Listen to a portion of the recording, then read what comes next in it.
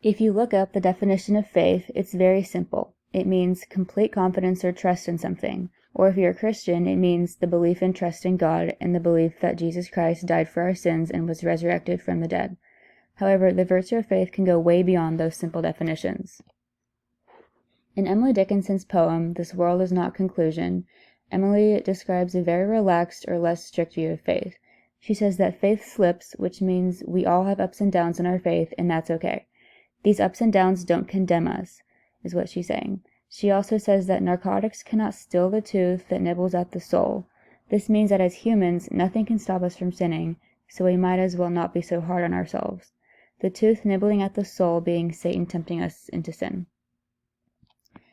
In Flannery O'Connor's Good Country People, she depicts a Christ-haunted type of faith. Christ-haunted meaning that rather than living in a Christ-centered society, the characters either hide their faith or they're afraid to proclaim it, or they completely lie about it. One of the characters, Mrs. Hopewell, tries to figure out where to tell the boy selling Bibles where her Bible was, without letting him know that her daughter was an atheist and wouldn't let her keep a Bible in the parlor. And it's later revealed by the narrator that the Bible was in fact in the attic somewhere. Rather than being open and unapologetic about her faith, she lets her daughter dictate where she keeps her Bible. Manly Pointer also has a Christ-haunted kind of faith because when introducing himself to Mrs. Hopewell and trying to get her to buy a Bible, he says, "I want to devote my life to Christian service," but then later tells Holga, when she tells him he's a good Christian, "I hope you don't think that I believe in that crap." So he is straight up lying about his faith, or lack thereof, which is where we see O'Connor's depiction of a Christ-haunted setting. In Jonathan Edwards' Sinners in the Hands of an Angry God, he discusses faith as primarily based on the Bible, as this text is based on Deuteronomy 32:35, and he's showing the audience his very firm beliefs. He says, "There is nothing that keeps wicked men in any one moment out of hell but the mere pleasure of God." This is clearly defined all over the Bible, therefore Edwards uses it as a foundation for his faith. He also gives us a very vivid image of what he thinks happens to wicked people upon going into hell, when he says, "The old serpent is gaping for them. He opens his mouth wide to receive them, and if God should permit it, they would be hastily swallowed up and lost." So Jonathan Edwards clearly has a more strict and fearful definition of faith than Emily Dickinson, and he takes what is said in the Bible very seriously.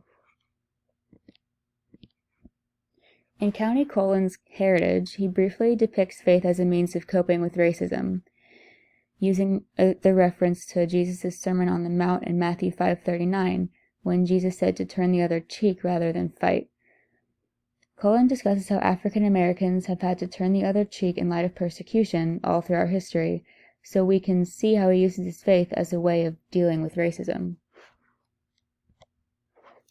In John Winthrop's A Model of Christian Charity, Winthrop's faith gives him morals on how to act and how to treat others, like loving one another as the Bible tells us to. He is using his faith to tell the Puritans how to get by in the New World. One quote of advice he gives is, "Now the only way to avoid this shipwreck and provide for our posterity is to follow the counsel of Micah, to do justly, to love mercy, to walk humbly with our God." He also says, "For this end we must be knit together in this work as one man. We must entertain each other in brotherly affection." Many people have Christian faith but don't really live it out the way Winthrop is saying to. Both of these quotes show how he uses his faith to lead others and help them live like the Bible says to. So a little recap of a few different authors' depictions of faith. We've read about faith as a form of fear, yet also a more relaxed depiction of that, as well as even a haunted idea of faith. And we've also read about faith as a teacher of how to act and how to handle persecution. These texts have the power to teach the reader that faith goes way beyond a belief or a religion. It is also the way we use our faith to live out those beliefs that is important in our character.